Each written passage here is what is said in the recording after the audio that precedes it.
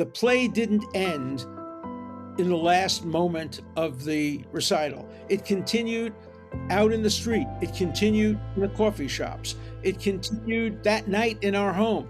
It continues. It's an experience that you carry with you.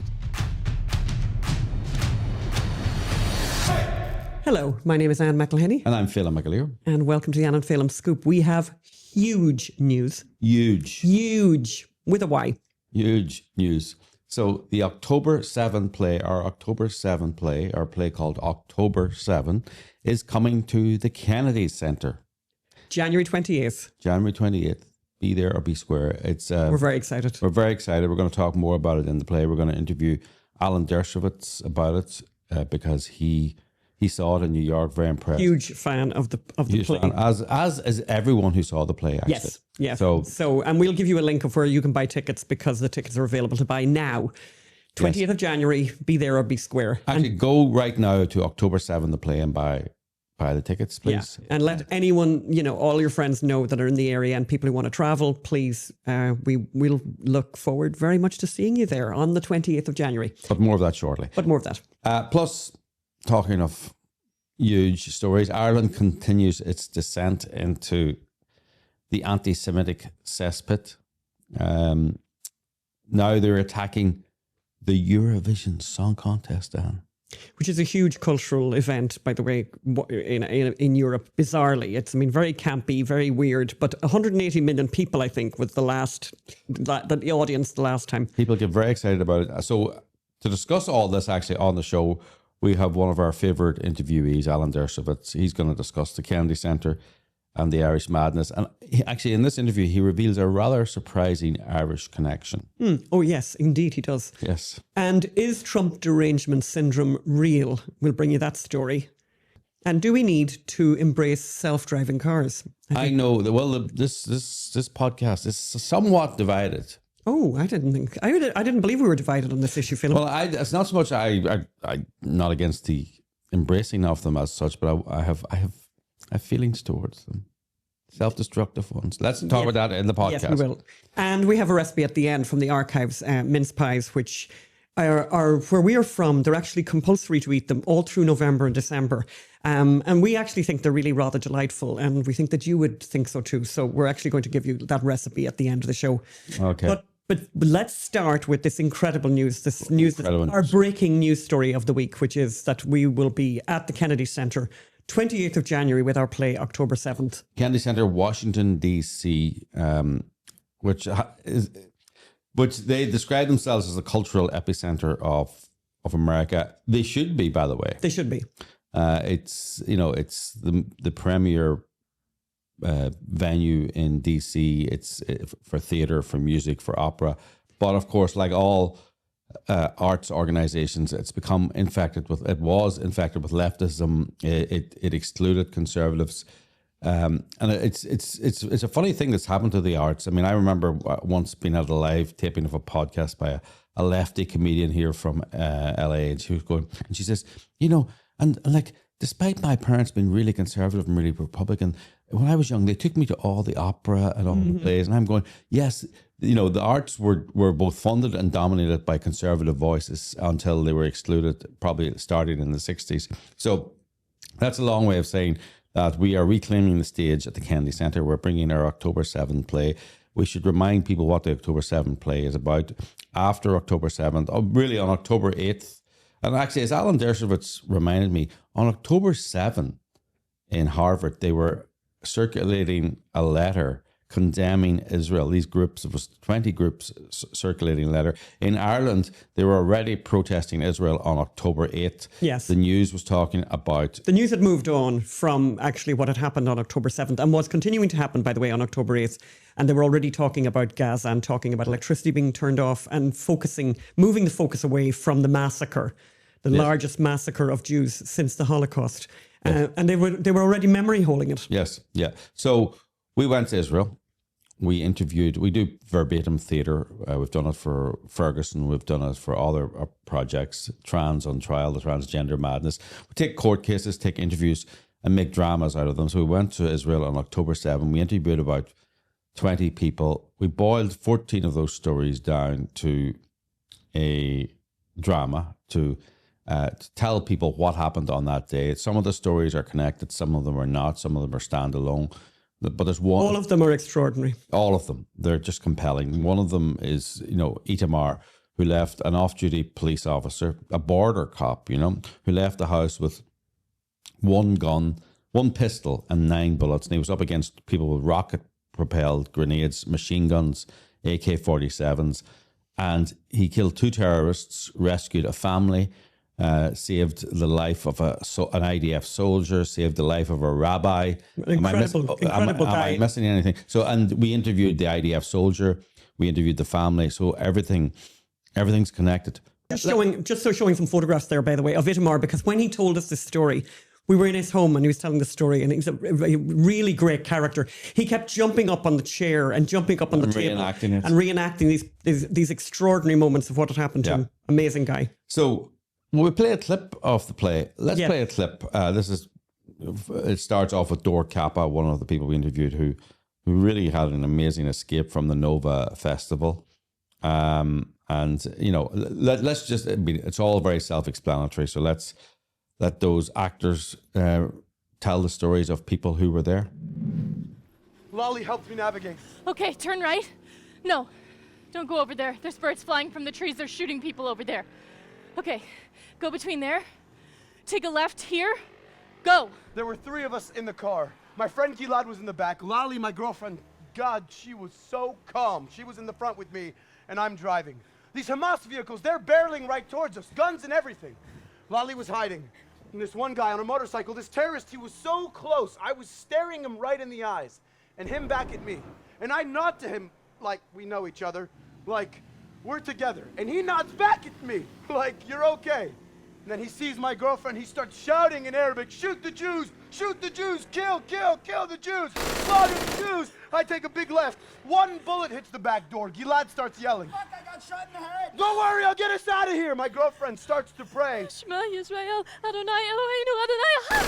The guy on the motorcycle, he tries to shoot again, so I swerve into him. He flies off of his bike 2 meters into the air, into the fields. And then another. So I just turn into him, I just catch him with the back of my car, and he flies off. I swear, if I had had a camera attached to the car, I could have sold the footage to Spielberg himself. I did what I did, my girlfriend said the prayer, and then I did what I did. It's not even about the prayer, it's about what I had to do. But don't take our word for it, that's very powerful. The review, let's talk about the history of the play. It did a 6-week off-Broadway run in New York. It was in Princeton. UCLA on the first anniversary of October 7th. Yeah, and then we had it at Bowdoin, Maine. Zoran Momdani's alma mater. But, it's very important to bring it to these campuses. It's very important to bring it, by the way, where it's not welcome. Yes. Talking of which, we want to bring it to Ireland. But I talked to Alan Dershowitz about that. But here's what some of the reviewers said, by the way. The New York Post said, regardless of your politics, spellbinding, powerful, and a sanctuary for truth. Yes. It breathes life into characters that will hopefully inspire people. When you can put yourself in the shoes of what these people went through, that's what creates empathy. That's very important right now in this country, regardless of your politics. The Daily Mail said, the voices are remembered, serves as a reminder to not forget the stories of survivors and the significance of the day, ensuring that the voices of those impacted by the October 7 massacres are not only heard, but also remembered. Yes, and stage and cinema described it as radical truth-telling. This is the October 7 play, radical truth-telling. October 7 insists that we look darkness in the face and try to understand what is happening and make no excuses. It is an eyewitness account offered in the interests of radical truth-telling. And YU Observer said, the play starts with scenes of ultimate cruelty, baseless hatred, but as time goes on, the hope for humanity is ever apparent. So, and that's something we want to say about the play. When you come to see it, in the Kennedy Centre, we will be there. You can, as an added bonus, you can meet us. You see, look. With an offer like that. Let's just keep on coming. Yes. I think radical truth-telling is what we do. And there's never been a more important time to tell the truth. And I think it's one of the most important stages we're going to be on. Now, we do want to go where we're not welcome. It's very important. And I suppose we're not welcome in DC. Actually, it's very interesting, and I don't know if I've really processed this. When we started off October 7th, in many ways, it was a response to the left-wing anti-Semitism, anti-Semitism that came from the left. Things have changed a little bit since then. The street anti-Semitism, as I call it, street/intellectual anti-Semitism. But now, and there's a slight element of smugness, let's say, that we were showing them up.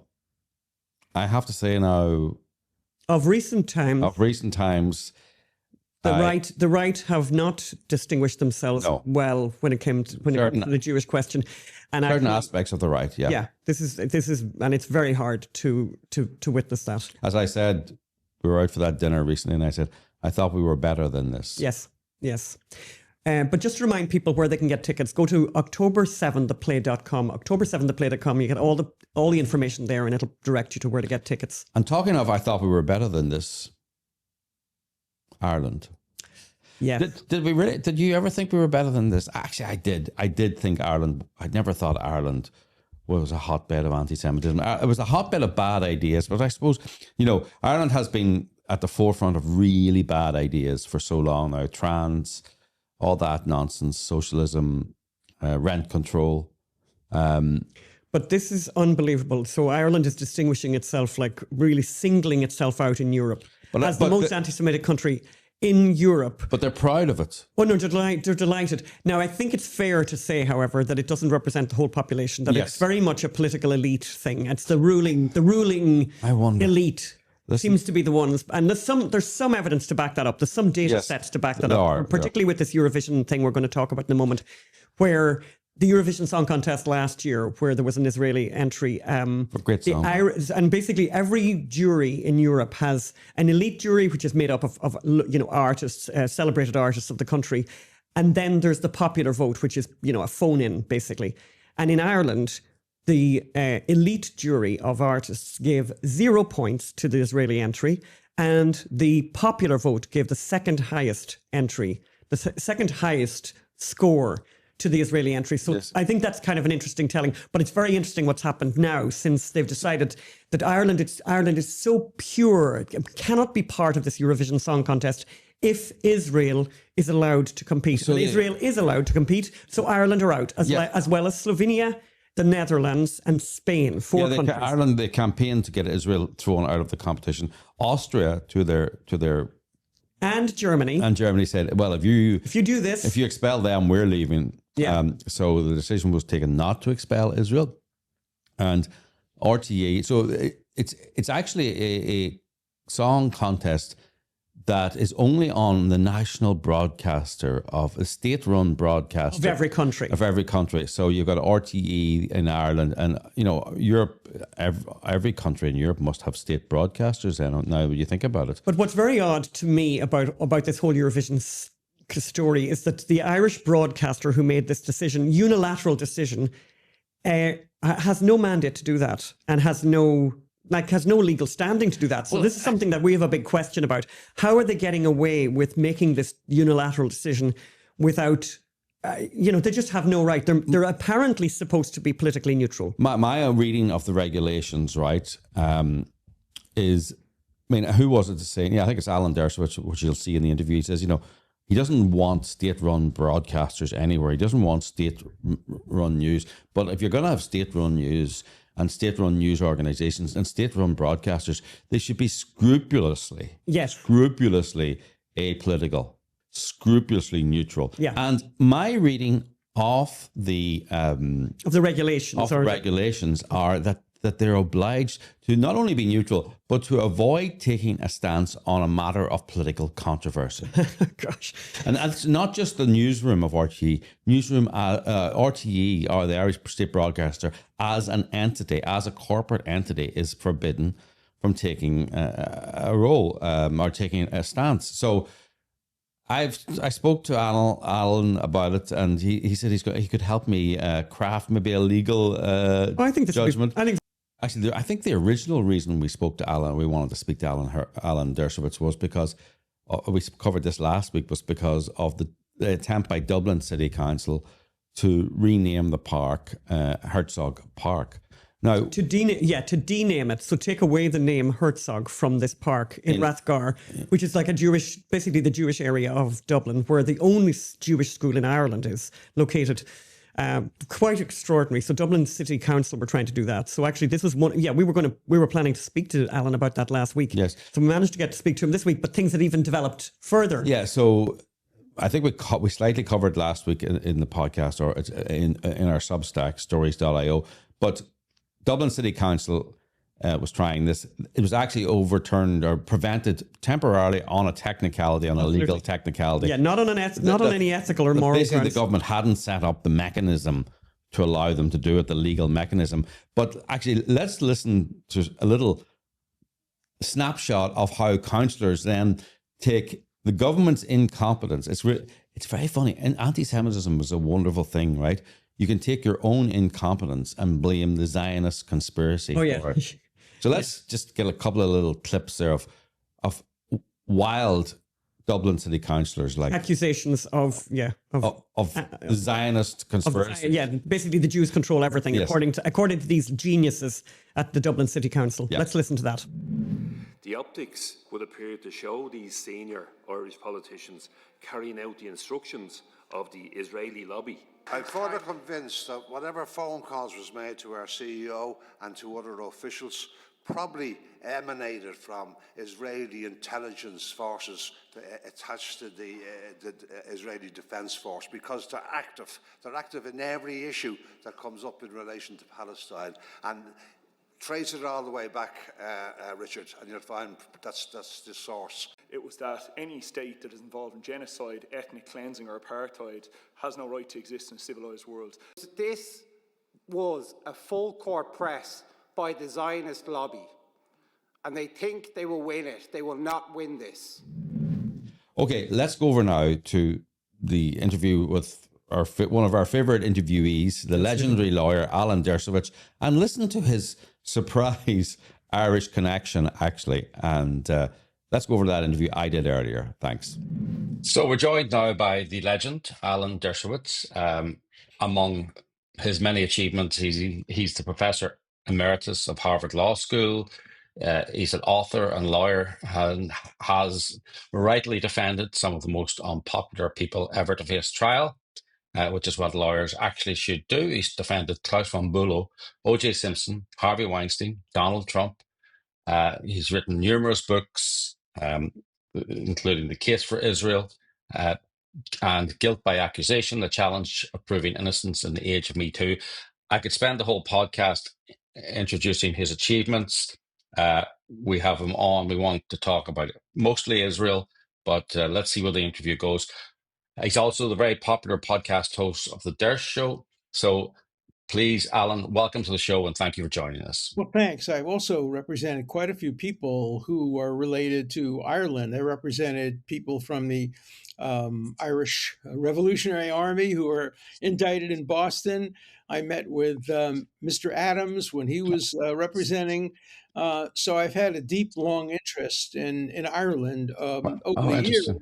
And, I followed very carefully during the bad periods and hopefully the better periods to come. So yes, and that's very interesting. I wasn't aware of that part of your resume. Yeah, just to give people background, a lot of IRA people during the Troubles would have been on the run here, escaped from prison, came here, were going to be extradited or deported. So you would have represented them. Is that correct? Yeah, and also I represented some people who were shipping arms abroad. Allegedly. Well, they admitted it. They were very proud of it. Yes. These were difficult times. I grew up in a neighborhood in Brooklyn that was really equally divided among Jewish Americans, Italian Americans, and Irish Americans. We were all children and grandchildren of immigrants. And then I moved to Boston, which, of course, was a very Irish-American community and became very close to the Kennedy family.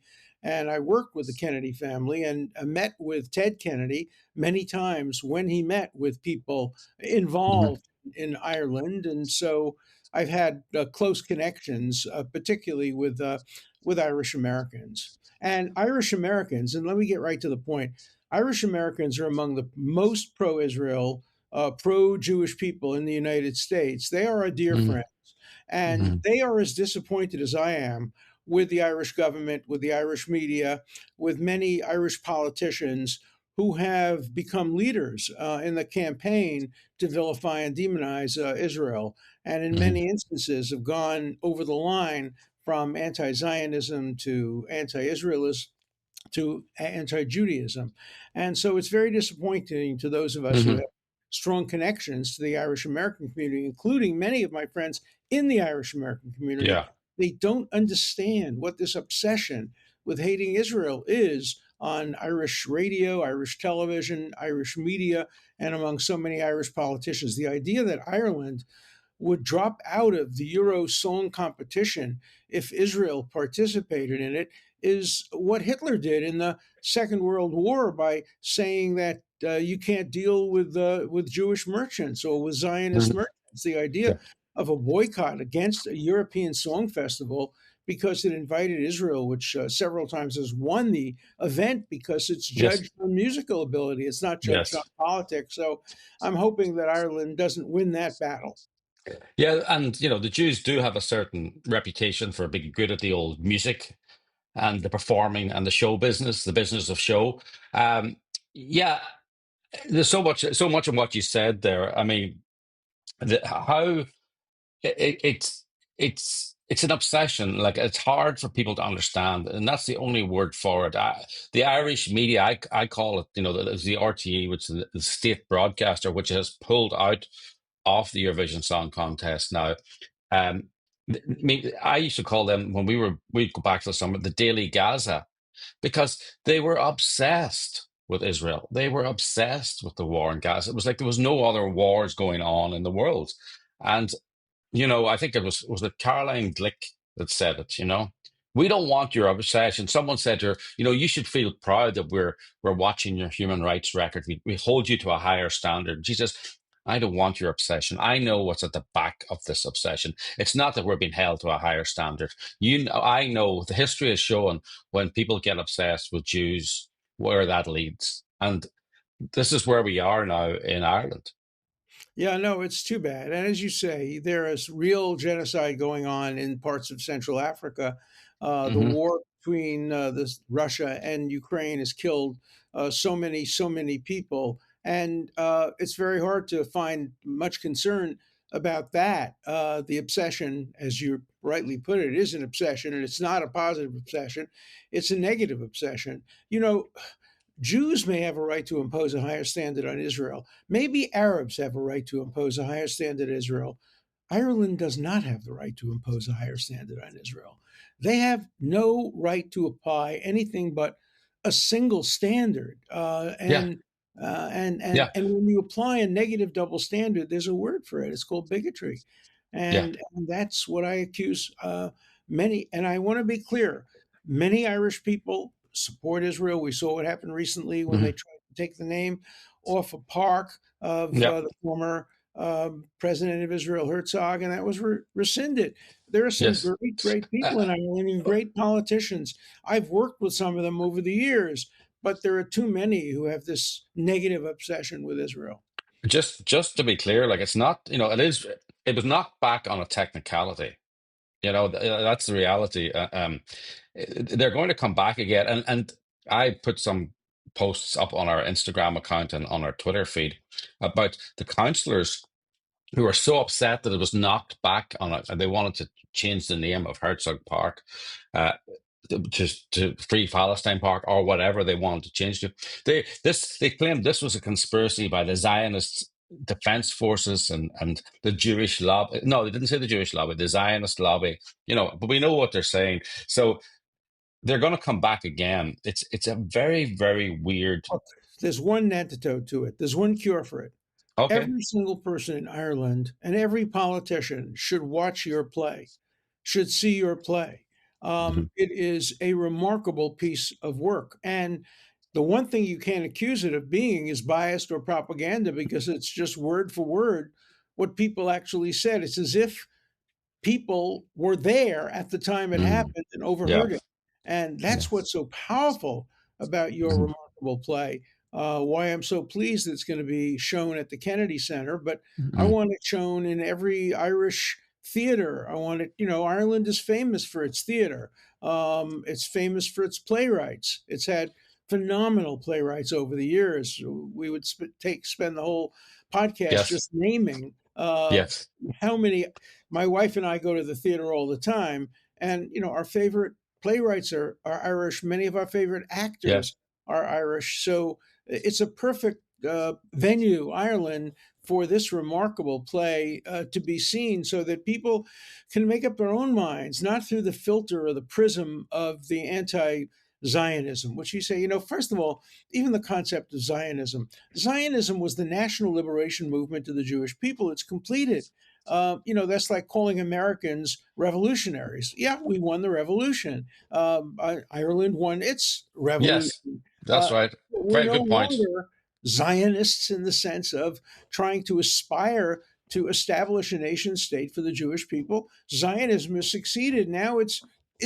Israelism, and so the idea that you're an anti-Zionist, people just drag the phrase Yeah. Zionism because it has an ism, and people think if it's an ism, communism, fascism, Zionism. No, it's the national liberation movement of the Jewish people, one of the most successful national liberation movements in history. Yeah. Zionism begins, of course, in the Bible. My wife and I own a coin from the Bar Kokhba revolt, which is 72 AD, just a couple of generations after the crucifixion of Jesus. And what did the coin say? It says in ancient Hebrew, free Mm. Zion, Zion. So Zionism goes back thousands of years, and then its most recent incarnation in the 1970 was as a national liberation movement. It fought against British colonialism. Yes. It had It did. many Irish supporters who were Yeah. against British colonialism, and the idea that Israel is called a colonialist state. Who were they colonialists on behalf of? They hated the countries from which they came, Russia and Ukraine and Poland. They had been subject to discrimination. Yeah. There were countries that treated them very well. Ireland was among them. That's The chief correct. rabbi of Ireland or the mayor of Dublin Yeah. was an Irish Jew. So the tragedy is this movement away from national liberation movements, and and and it's not pro-Palestinianism. It has nothing to do with No. No. Palestinians. It's anti-Israel. That's what it is. It's look. There are many, many reasons for it, but you got to come back to they just don't, and it's very hard for someone like myself to even realize that or accept that. It's at the core of it is anti-Judaism, like anti-Semitism. Like it has to be because there's no rational explanation. Now, there's the IRA's connection to the PLO. There's the idea of that, as you say, anti-colonialism. But at the end of the day, Israel is the best example of a successful anti-colonial movement. They did one thing that Ireland would love to do, by the way, that all successful anti-colonialist movements would like to do. They revived a virtually dead language. Yeah. Wouldn't it be nice if I have friends when I grew up in New York who would try to talk Gaelic, and Yes. it's a Yeah. beautiful language if we could Yes. restore it, Yes. or if the Catholic Church could restore Latin as Yeah. a real live language. Yes. Hebrew was a dead language Yes. before Israel was established, and now it's not only a language that wins prizes for literature and for Hmm. music and for its beauty. It's a language spoken on the street every Yeah. single day for the Look, first 2,000 years. And when we went to do the October 7 play, we went to Israel, and I was actually very surprised. Young people who don't speak don't speak English, they only speak Hebrew. I mean, to have that, and people would like. Just a little side note: Chaim Herzog came back to Ireland after he was made president of Israel, addressed the Irish Parliament in fluent Irish. He's the only foreign president of any country who came back and visited Ireland, or came and visited Ireland and spoke in fluent Irish. Joe Biden comes over and says, Sláinte, go fáil, I hired you, you know, and, you know, the usual that everyone says in their, Yeah, you yeah. know, it's a nice effort. Thank you very much. Chaim Herzog spoke fluent Irish. And by the way, many of the people in the parliament could not speak fluent Irish and couldn't had a few more words perhaps than Joe Biden had later. But, you know, that is, they're an example to anti-colonial movements. But I may need your legal skills on this. RTE, the state broadcaster that has decided to pull the Eurovision Song Contest, they have a duty of impartiality. They have a duty to stay out of controversial political topics. So if not someone else, then I'm going to take a complaint against them to the regulator. I will help Yeah, you. Look, I have long been opposed to state regulated news. I don't yeah, like it in the United States. I didn't like it in the Soviet Union. I don't like it in Russia today. I don't like it in the yeah, BBC. And yeah. I don't like it in Ireland. I don't like the government having any control over what the news is. But if it's going to have control, then it has to be absolutely neutral. It can't Yeah. take sides. And when a government supported media take sides against Israel, there is a basis for a legal complaint, and I would be certainly happy to help you out if you decide to file a complaint. It would be the right thing to do. Great. Good. Well, listen, I know you're up against a time crunch here. I just wanted you came to New York and saw October 7th, the play. Phenomenal, Um, phenomenal, just phenomenal. I was just at the edge of my seat the whole time, and I had just recently come back from there where the events mhm. occurred, and it just put me back in the events, and it was as close as you could ever be without being in harm's way of being there and feeling every minute of what went through the minds of these people as they saw their loved one killed and their loved ones sexually assaulted, and they didn't know whether they would live or die. It was Mhm. just remarkable. Everybody should see it. Nobody should not see it. And it's probably as important that it be seen by people in Ireland than any other country in the world. Yes, we're desperately trying to find a venue in Ireland. Ireland's venues are surprisingly remarkably full when you apply to rent them. It's amazing how busy the arts venues in Ireland are. But we're continuing to go on. But it's going to be in the Kennedy Centre. We hope you can come down. It's going to be there Yes, yes, I'd on like to. on January the 28th. It's going to be a major event, and we. I just want to tell people, in my opinion, and maybe you feel different. It's not a depressing play, even though it is verbatim accounts of what people went through on Israel's darkest day. I suppose the point is the people who are speaking are alive at the end, so there's hope, there's resilience. There's no question. It's a very hopeful play. And not only that, I can tell you what I saw when the play was over. Every single person who was there was talking about it to their neighbors. The play didn't end in the last moment of the recital. It continued out in the street. It continued Yes, in the coffee shops. It yes, continued that night in our home. It continues. yeah, It's an experience that you carry with you. It's not something that's just a couple of hours of theater experience. So many plays, you go to a play, yeah. you see a play, it's over. This is That's a right. continuing experience. It has an impact on you that you cannot escape. And as you That's say, it's emboldening. It doesn't, yeah, you don't in the end say, oh my God, what a terrible thing. You say that, of course, yeah. but you say, what an amazing thing that these people survived and how they survived and what happened. Yeah, you remind me of another of a brilliant person, David Mamet, a great Jewish playwright. David's a good friend of mine. I was just He on email with him the other day. he when you apply to put on his plays, he puts in the contract that he will fine you money if you have a Q and A after the event. He says, I've my plays, people have fought in the aisles, punched each other in the aisles. There was an assault, someone was assaulted in the car park after one of my plays because they fought so badly about my plays. He says, that's the Q&A I want. Well, I can And tell you this. I helped David on one of his plays, Oleana. He did yes, that in Cambridge, and I worked with him on the third act. And that's one of the plays where, when I saw it for the first time at the Harvard Theater, people were yelling at each other. Women were yelling at men, men were yelling at women. And it was not a play that you just sat back and watched. It's a play that you watch from the edge of your seats, just like your yes, play. And yeah. I hope David someday will see your play. I think he would love it.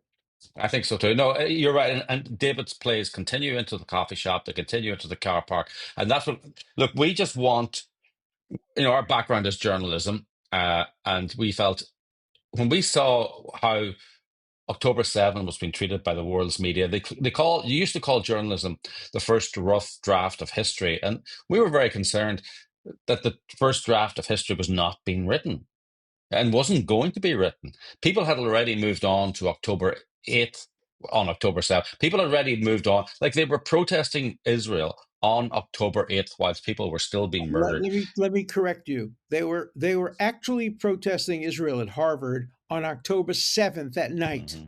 October 7th at night. They were Hmm. already preparing, I forget, it was 13 or 15 or 20 organizations, including Amnesty International, Yeah. uh, to blame Israel for it. Yeah. The blood was not dry, and they Yeah. were already blaming Israel on October 7th, and then from the Hmm. 8th on and on and on. Yeah. And the tragedy is, if you were a cost benefit calculator who was working for Hamas, and you Hmm. looked at all the disaster that resulted to Hamas from this, Hmm.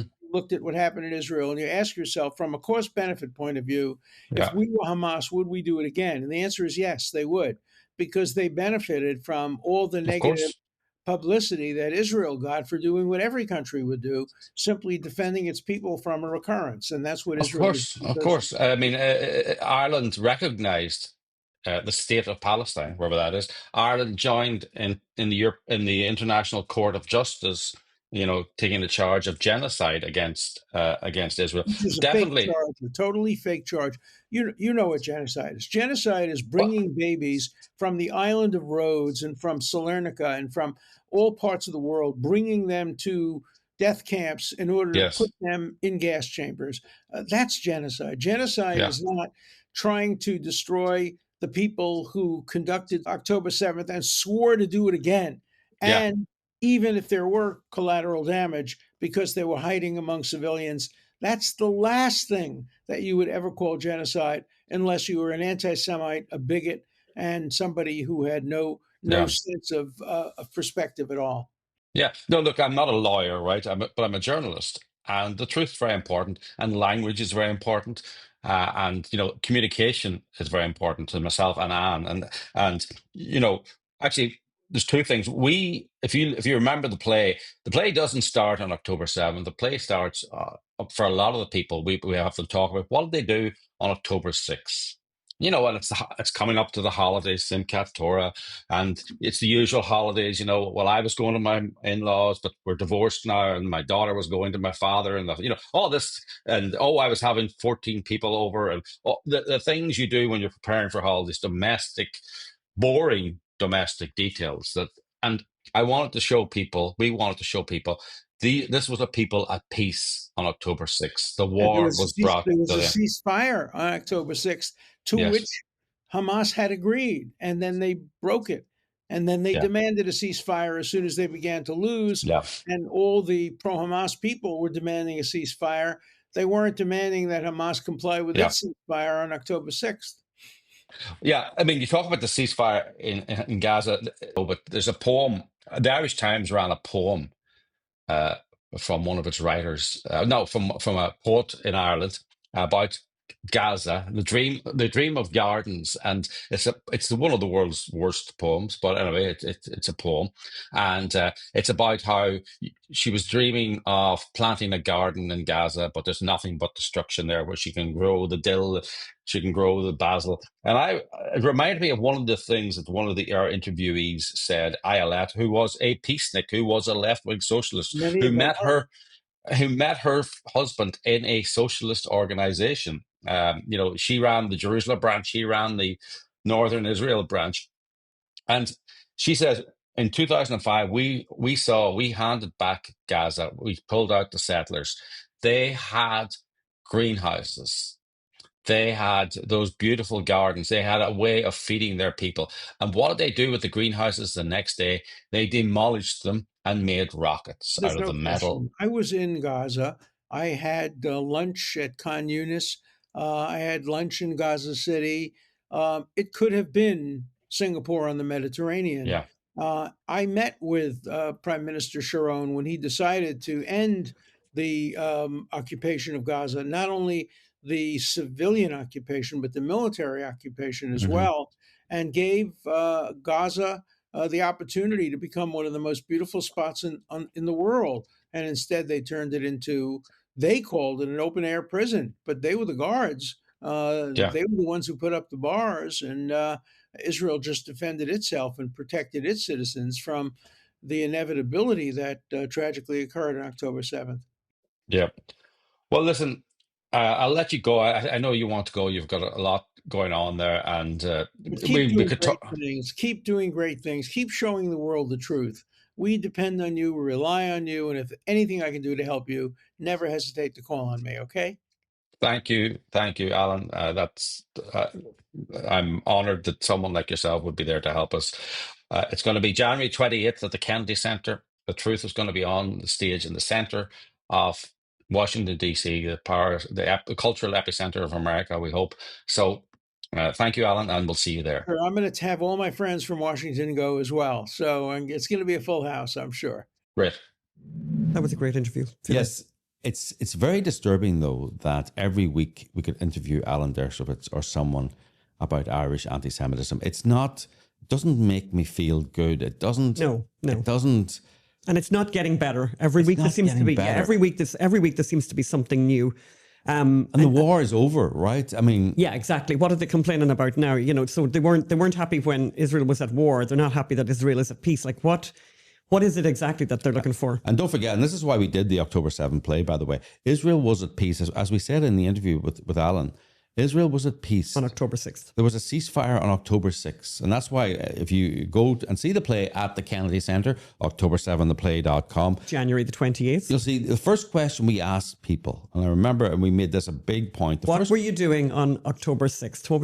What was happening in your house? Yes, it wasn't tell us about October 7th. It was tell us about your October 6th. Because Israel was at peace then. People were at peace then. Their concern was, oh, I can't go there because the divorce isn't through yet, and I'm fighting with your father, or or I don't like your mother-in-law. Just every kind of domestic situation, people were at peace, very obviously at peace, and into which this absolute nightmare massacre occurred. Just one thing I wanted to mention with you talking to Alan Dershowitz, and I think it's a really interesting thing, is that Ireland obviously is really distinguishing itself as a very the most anti-Semitic country in Europe. But this is becoming a big issue where America is becoming very aware of Ireland's political stance. And it's actually a massive problem that they're not really taking very seriously. No. Because here, and the reason I say that is because Ireland is incredibly vulnerable. If America decides, if Trump decides to turn on Ireland, yes, there's nothing we can do. There's absolutely nothing we can do. So just a couple of statistics from the Wall Street Journal that I just think are amazing. In 2022, Ireland's Central Statistics Office reported that foreign-owned multinationals generated 71% of the total turnover in Ireland's business sector. And of that 71%, American-owned companies supplied 74% of that turnover. And 53% of total turnover. Foreign multinationals employed 623,000 Irish workers, roughly a sixth of the workforce. Yes. In 2024, and by the way, these are well-paid jobs too. really right? well-paid jobs. And in 2024, foreign multinationals paid a record 88% of Ireland's corporate tax revenue. So what could happen? And I just want to say, corporate tax revenue is a quarter of the Ireland's budget. So basically, and another thing is, I think it's about 6 or 7 countries pay the majority of that corporate very, tax. very few, and most of them are American. But what's interesting, and is not being taken account of very seriously by the Irish, is that there is a law, so basically one of the things that the Irish are now proposing is to bring in legislation that would actually boycott goods from Israel. If that happens, or if Trump decides, to take them on, this is a massive problem, because there's an actual law in America, a 1986 law, penalizing American corporations and individuals who operate in a state running an unsanctioned international boycott. So if Ireland bring in this legislation, these American companies will be required to leave. But even if that doesn't happen, if this continuing anti-Semitism continues, I think many of these companies will just decide, you know what, we could go elsewhere. We could work somewhere else. And Trump, by the way, is talking about taking on this corporate tax, because obviously the only attraction, by the way, just to understand, why are all these companies there? And the attraction is that this is very low corporate tax rate, which he could just do away with in an instant by lowering the tax rate here and repatriating all these companies. No, Trump could just say to all these companies that are headquartered, and they're not, they are headquartered overseas, and they do employ a lot of people, but a lot of it's a tax headquarter as well. He just says, look, bring your money back, zero taxation, as long as you reinvest it in America, American factories. And then for the first 5 years, it'll be 7% tax. And then the next 5 years, it'll be 15% tax. Just these really enticing incentives to leave Ireland. It's so easy. And I think the only reason he hasn't done it is he's really busy doing other things. Yeah, but the moment he gets a chance to think about it, he's going to do this. Keep this kind of behavior brings it up to the top of his to-do list. All the time. Yes. Yes. And now you've had, by the way, the Wall Street Journal have written, I think this is now this is the second really big negative story in the Wall Street Journal about Ireland. And who do you think's reading the Wall Street Journal? Yes. I mean, seriously. So talking about Trump, actually, this article caught my eye in the Wall Street Journal. I just love this, by the way. Is Trump derangement syndrome real? And it's actually written... It is. Spoiler. That's right. Spoiler alert. It's actually written by a psychotherapist, a guy called Jonathan Alpert. It's become a massive story, by the way. Well, I just want to say that, people have talked about Trump derangement syndrome, and it's kind of almost a joke. Yes. But it's not. No. And we've seen it ourselves. We've noticed people who otherwise are quite sane, quite rational. Yes. And then suddenly something comes up about Trump, and their whole demeanor changes, and their face goes all red. It's Pavlovian. It's kind of funny, except for it's not funny. So this guy, Jonathan Alpert, who is a psychotherapist, as he says, in his practice, he's noticed about 75% of his patients are experiencing some form of this obsession, and it's affecting their mental health. Yes. It's actually affecting their mental health. So he basically wrote in the Wall Street Journal, I just think it's amazing. So here's what he said. Is Trump derangement syndrome real? No serious mental health professional would render such a partisan and derogatory diagnosis.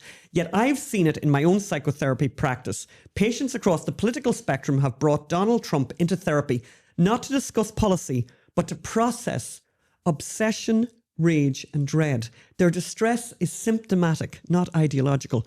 What does that mean? Well, here's what he says. Clinically, the presentation aligns with anxiety, obsessive compulsive disorders, persistent intrusive thoughts, emotional dysregulation, and impaired functioning. Patients describe sleepless nights, compulsive news checking, and physical agitation. Yes. Many confess they can't stop thinking about Donald Trump. Even when they try, they interpret his every move as a threat to democracy and to their own safety and control. I love this. I have to do this one. Sorry. One patient told this guy that she couldn't enjoy a family vacation because it felt wrong to relax while Trump was still out there. Others report panic attacks or trouble sleeping after seeing him in the news. Their anxiety has outgrown politics and become a way of being. Yeah, so I mean, just to go over those, the presentation, I mean, again, the presentation aligns with anxiety, obsessive compulsive disorder, persistent intrusive thoughts, totally. Emotional dysregulation, absolutely. And impaired functioning, 100%. Sleepless nights, compulsive news checking, and physical agitation. We have seen that in people we know. Yes, we have. In the nicest people too. Emotional dysregulation, persistent intrusive thoughts. They can't control themselves. They can't have a good time either. Yeah. As that lady says. She couldn't enjoy her holidays. Can't enjoy her holidays.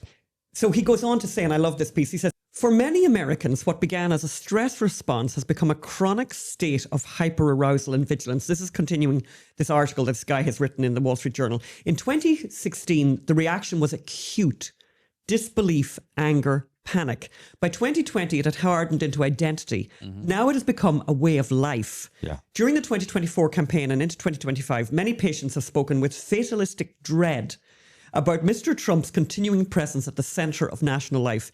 Even hearing his name can trigger a psychological response. They aren't reacting to Mr. Trump the man, but to Trump the symbol, the embodiment of chaos, threat, and loss of control. No, it's not funny. It's not psychological. He says it can trigger a physiological. Oh, physiological. Yeah, which is right. It's funny. It's not us. It actually we've seen this ourselves. We have seen this. The people cannot control their actions, their behavior because of Trump. No, it's quite sad. And I've actually saw a thread recently on X where somebody had written and said something like, my daughter stopped speaking to me or something.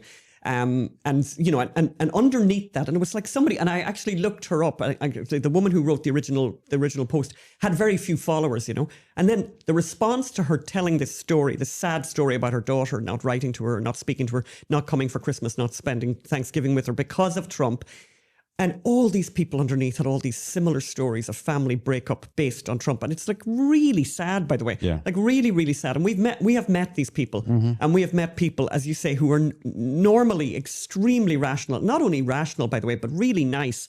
And this is completely, they've just completely lost it. And they're suffering. Actually, they're really suffering. This is kind of point he's making, is that they're there in therapy because it has basically destroyed their mental health. Yeah. And you have a very high-profile example of this film. Well, was actually, it Rosie O'Donnell, just basically? to finish what he said, for therapists, the task is to resist moral contagion, which is actually a very difficult thing to do, but it's a very important thing to do. And we need our therapists to do that, to resist contagions, to restore perspective and help patients regain cognitive distance, as in that they don't automatically respond to the name Trump. The goal isn't to feel safe from Mr. Trump, but to feel stable despite him.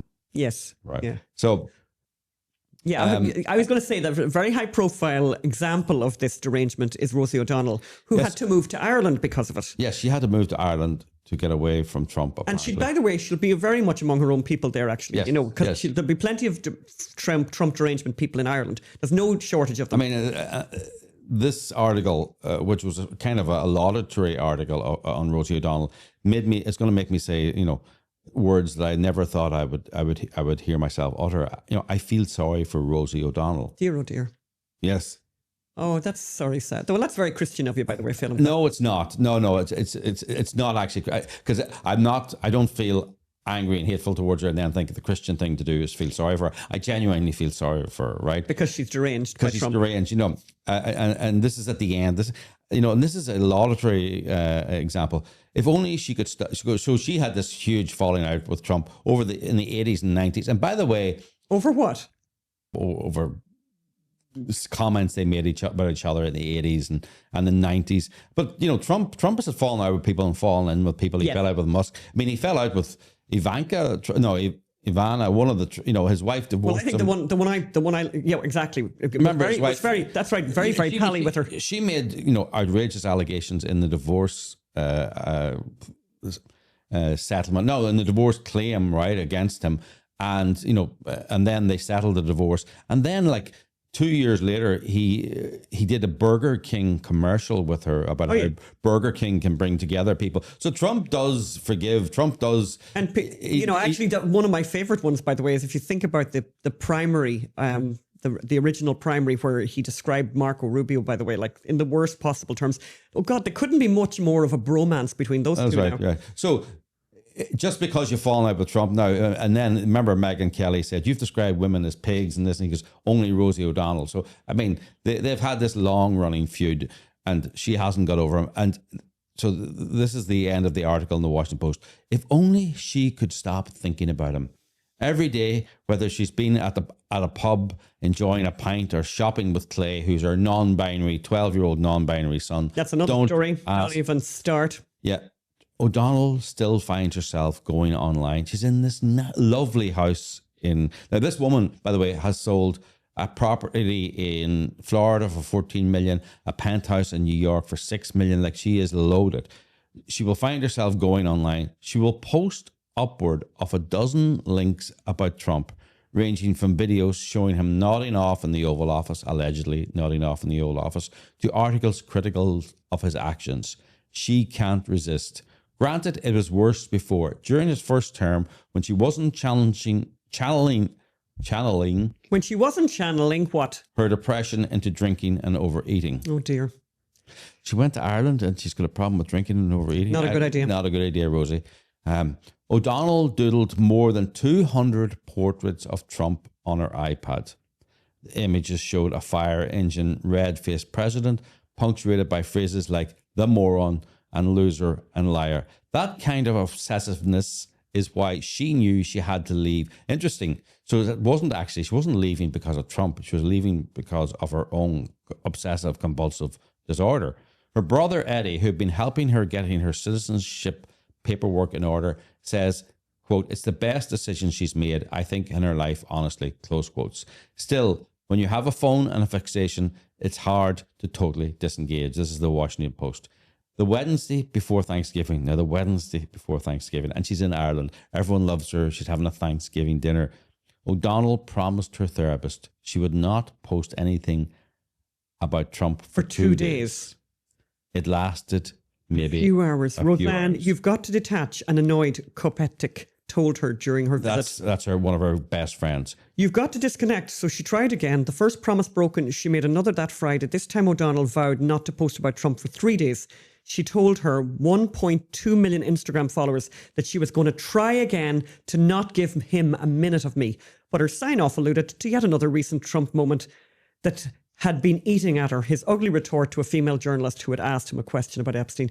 Unbelievable. She just can't stop. And then she started posting again. And she started posting it. Funny enough, the other person, I think I mentioned this to you, the other person that is similar and disappointingly so is Martina Navratilova, who is interestingly brilliant about the trans issue. Yes. And is very, very good and tweets a lot about the trans issue on the sensible and on the rational side. But on the Trump side, completely deranged. Talking of the trans issue, actually, the Sandy Peggy case, which I visited, which I covered in Scotland, she was the nurse who was forced to share a changing room with a male doctor pretending to be a woman who was a fully intact male doctor. And she objected. She was suspended. She was victimized. She has won her case, her Fair Employment Tribunal case in Scotland. This is me outside the tribunal talking to the barrister for NHS 5, which is the National Health Service of Scotland, and the barrister who I think had previously said, it's hard to know how do you decide who is a woman and who is a man? So this is her approaching the court case and spotting a rather cute little dog. Let's see what happened.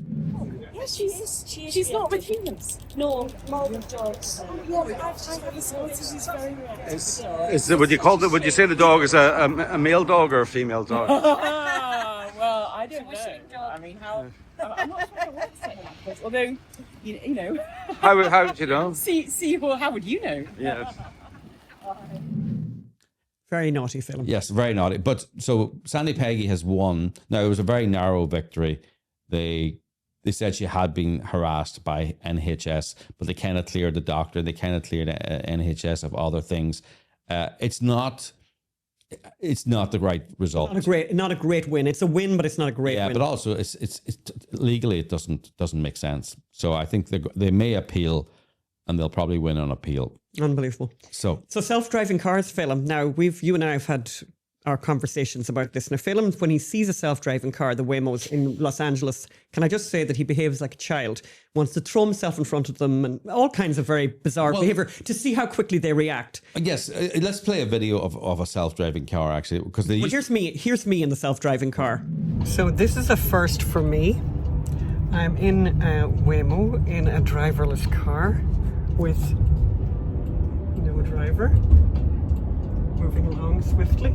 Washington Boulevard in California, and I think this is the future. But the reason we're talking about this today is this incredible article in the New York Times, which I really think should really make you behave better, Phelim, in relation to all Waymos, because they're going to save us all.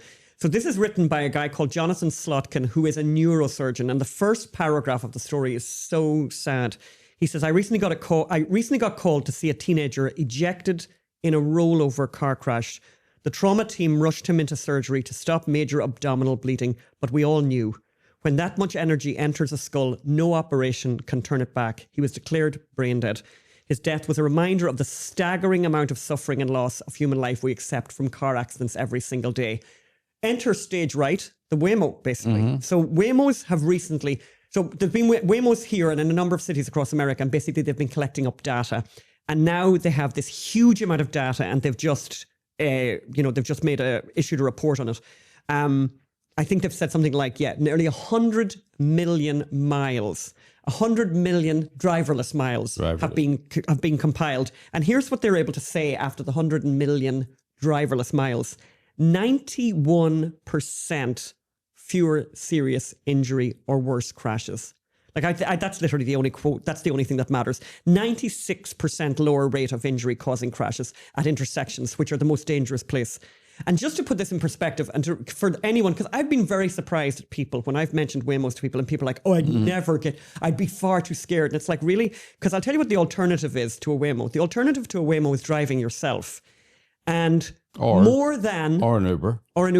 But still a human person driving, right? Yes. So the alternative is a human person driving. In America, 39,000 people died in motor vehicle crashes last year. 39,000. And to understand that number even better, it's more than homicide, plane crashes, and natural disasters combined. It's wild. So it's pretty serious. And the point he makes, we're coming to the end of the show, but I just want to make this point. The point he makes, which I think is really interesting, he says, this is a public health issue. Yes. This isn't even, this is a public health emergency, actually. If you think, because he says there's two things. One is the huge loss of life. But when there isn't loss of life, there's catastrophic injury. Oh, it's wild. Where people are, rendered paraplegics or are rendered, have broken spines and all kinds of stuff like that. And brain injury. Or end up needing care for the rest of their lives, so this is a public health economic issue, by the way, as well. So there's the loss of life, and then there's the huge cost to the medical establishment. My question is, and I think what's going to happen, honestly, I think no one's going to drive in the future. My question is, why is it only 91%? I suppose the other 10% is people crashing into them, or that's something? correct. Yeah. So basically, there are crashes and there are fatalities, but I dug into that a bit. I don't have all the information in front of me right now, but basically, when you look at that, it's things like somebody rear-ending them.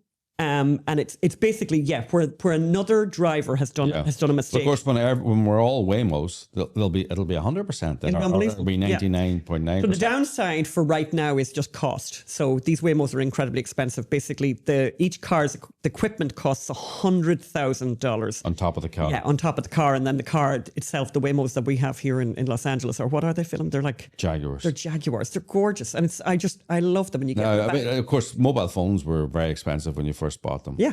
This is all going to change, and very, very quickly. So I think it's the future, and I think it's a really lovely idea. There's lots of people who would pay $100,000 on top of a car. 100%. Well, Phelim, you had that experience in the summer where we were talking to an older lady that was a friend, who was and she, like more than anyone else in the group we were talking to, she was like, she lit up at the prospect of this Waymo, because she's living in an isolated place in the country. And the idea that she could just summon up a car, get out of her house, get into the back of the car and be driven to where she needs to go would be just a miracle. And as you say, How much would people pay for that? A huge amount of money. And it's very interesting. So when mobile phones came out, the people who had them were the yuppies, the really rich people. They were huge. Yeah, but actually, funny enough, the people who everyone thought that the mobile phone would be a plaything of the rich. It ended up being plumbers and tradesmen who popularized the use of mobile phone because they needed it to be on the go. It was useful to their small business. They didn't have to go home and check their phone messages. You didn't have to leave a message on a machine. They didn't have to employ a secretary. They could answer the phone on the go. And I think that's the Waymo. The Waymo is going to be by people who need to work whilst they're driving, need to do other things whilst they're driving. They're going to popularize, and they're going to be cheap because poor people are going to need them more than rich people. Actually, rich people might even still drive for their fun. There'll be people who'll drive, and it'll be like a hobby thing. It'll be like a fun thing. Rich people. We're coming to the very end of the show. There's two things I want to talk about. Yes. The first, very, very important, is mince pies, which is British Irish dessert, which is compulsory. As I said at the beginning of the show, it's compulsory to consume mince pies. There's no meat in a mince pie. In the month of December. In the month of December, and really spilling into November as well. November and December, people eat mince pies. Controversial. We cooked mince pies on the show a couple of years ago, and we're going to actually just play out with that. But before we do that, and I would highly recommend to people to try a mince pie. It's a kind of an acquired taste, but we were actually over visiting friends recently with children, and the children really liked them, which I thought was kind of interesting because there's kind of quite a bit of alcohol in them. They've got there's a strong taste. But anyway, those children were delighted eating them. I just want to emphasize, sorry, there's not alcohol in them, right? We didn't give children alcohol. Of course we didn't. Yes, the fruits, the dry, so mince meat, they call mince pies, and it's called mince meat in them, but there's no actual meat. It's dried sultanas, dried figs, dried this in a kind of alcohol, whatever. And a lot of sugar and suet, which is possibly where the meat thing. And the alcohol is obviously dried off or burned off, whatever it is. I don't know. It's not alcohol. So we've come to the end of the show. Again, the big news this week, and that will be the big news for us over the next number of weeks, is the fact that we are going to be at the Kennedy Centre on January 28th. You can buy your tickets at October7theplay.com. Please buy your tickets, share the site with other people, let them know about it. We are extremely excited about this prospect. Don't forget, if you want to help us make a difference, go to unreportedstoriesociety.com. We depend on your donations. Yes. We are a 501c3. You are going to get a tax write-off. And at the moment, we have a doubling grant. So whatever you send in will be doubled. Yes. We really, really appreciate donors who are stepping up and taking advantage of that, because we have to keep going, and we want to. This is what's bringing plays and everything to everywhere. So go to unreportedstoriesociety.com and give what you can. Thank you. Thank you. Bye. For today, by the way, and for this week, just to remind people that it's still, it's still winter, and so I would recommend people to make mince pies. And for those of you in America, obviously people in the UK and Ireland have no problem finding mincemeat. But by the way, I found this mincemeat made by Wilkin and Sons. It's a UK one. I got that, I think, in Gelson's. Obviously, Gelson's very expensive. But I also found this stuff called None Such mincemeat, and you put it into short crust pastry, and it's yummy, and you eat it with clotted cream. And I would highly recommend it. Let's have a look at that recipe right now. I want to talk about food now because I should talk about food now. But so here's the thing about what we made yesterday. Yeah. So we made mince pies yesterday. We made the mince pies together, by the way. And I'm all about cheating. I think it's really important. People are really busy and tired, and I think cheating is fine with food. So here's how you cheat this. And it's so easy. So first of all, I didn't know. I started making the mince pies, and I was thinking, I wonder, can Americans buy mince meat? So this is mince meat. And we're showing it up. I think there'll be a better version of this up on your screen. But basically, this is from Cross and Blackwell, and I just checked it out. All the supermarkets in America, sir, have this thing called mincemeat. What you do, and I've put up the recipe. It's super simple. You cut up an apple. You put an apple into some of this. I used a half of this jam jar yesterday and made, what did I make? Like 10. I made like 10 of these, and I bought the ready rolled pastry from Trader Joe's. And you know what? Yeah. good luck to you if you want to make pastry, and it's great and it's lovely and all of that. Can I just say Trader Joe's is overrated? Okay, moving on. Phelim has a thing with Trader Joe's, but I can tell you one thing. I was very impressed with their pastry. Did you not think the pastry was great? No, the pastry was, and I was heavily involved in the pastry. He was, and we're going to put up a whole bunch of photographs of us making making these mince pies yesterday. They came out of the oven, and by the way, you'll notice, and look at those photographs, they're not the prettiest, right? They're not perfect. But if you came for perfect cookery, this is not the place for it, right? It ain't always pretty, but it always tastes good, right? Like, I think that's the trick, right? But here's what was incredible was, I said, we were going out for a walk, let's just have one. So I had 3. How many did you have? You had 3 in that one sitting. Yeah, that was one 6. or two. And then he came back for more. And here's how you serve them. Serve them with clotted cream, heavy pouring cream, or just vanilla ice cream. They are killer. And the truth is, you can eat them cold. I think you can eat them cold. Yes, of course you can eat them cold. Talk about I'd prefer to eat them warm. I like them cold. What do we got to talk about? So, let's go into the more details. But are you going to put the recipe up? Or, no, the recipe's going to go describe. Couldn't it be simpler? So you're just going to, what you do with, by the way, you don't need a pastry cutter for this. Roll out your pastry, and instead of a pastry cutter, use a glass. Find a glass. Different glass shapes. Big enough for the pocket. The bottom needs to be bigger than the top. So you need a lid. You need a bottom, big circle. The lid, smaller circle. Yeah. And then you're going to spoon in 2, don't overfill them. So you make the big one, you put it into the muffin tray, and you fit it in. Phelim was very good at this. And then you spoon in. Not too much. Not too much, but some of them a little bit too much. Some of them. And they will explode. Some of them spilled over. But spilled over in a gorgeous way. And then you have this caramelized thing going on. Put the lid on, and remember my word, caramelized. Caramelized is another word for burnt. Yeah, go on ahead. And you put the lid on. And you press down. Little pastry, and you press down. You press down, right, to make a seal. Some people will put a little rim of water to help with making the seal. And then I used an egg wash. You could use a milk wash either to just get a lovely sheen off the top. Then the other really important thing to do is to prick a hole, not a hole, but just prick with a knife, with a sharp knife, into the top of all of them. So they don't explode, so that they have air to breathe. And then put them in. We put them in top of the oven. At the top of the oven, 400, preheat the oven to 400, put them in take them out and look at them at 20 minutes. And by the way, when people are not, when I'm not 100% saying, exactly 20 minutes, it's because I don't know your oven and you know your oven. If you've got a very fast oven, they'll probably be done in 20 minutes.